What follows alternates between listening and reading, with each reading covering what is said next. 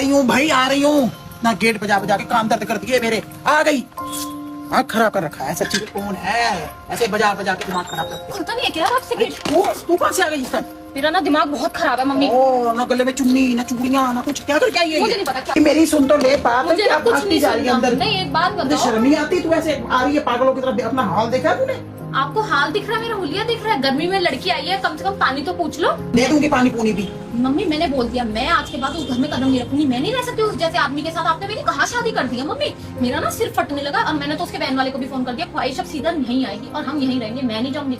मेरा जो भी सामान है ना इस हफ्ते के अंदर अंदर लेके आना, बस। मुझे नहीं पता, मेरा दिमाग खराब हो इतना गया। बड़ा डिसीजन लेने से पहले तूने मुझसे या पापा से पूछा है? और दूसरी बात, जब तेरी हमने सगाई करी थी तब तो तूने बड़ी गप्पे मारी, तब तो तू घूमने भी चली गई उसके साथ, तब तो तू बड़ी तारीफें करती थी, आदमी बड़ा अच्छा है मेरा।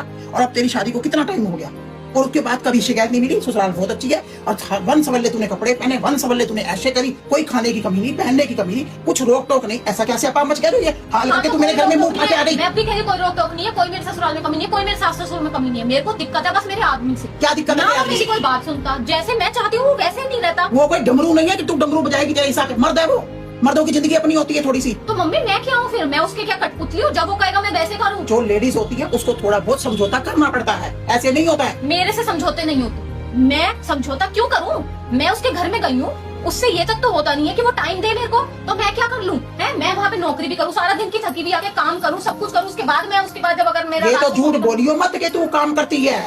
सवेरे 7 बजे तू निकलती है और 3 बजे तू घर पहुंचती है। कौन से काम रह जाते हैं? तेरी सास अकेली पिसती रहती है और उसने मेड रखी हुई है पूरी। किसको झूठ बोल के दिखा रही है? अपनी माँ को। तेरी माँ तेरा आईना है।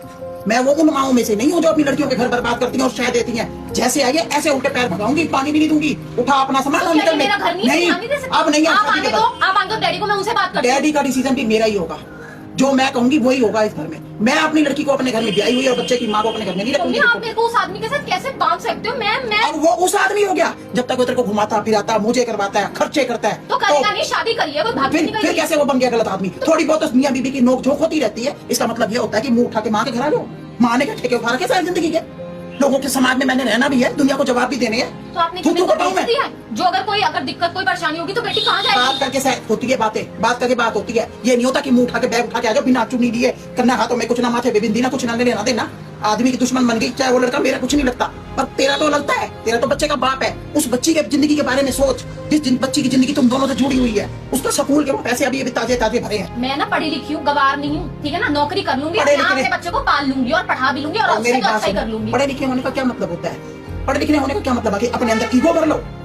तो पढ़े लिखे होने का मतलब ये होता है कि अपनी सेल्फ रिस्पेक्ट पे उंगली मत उठने दो।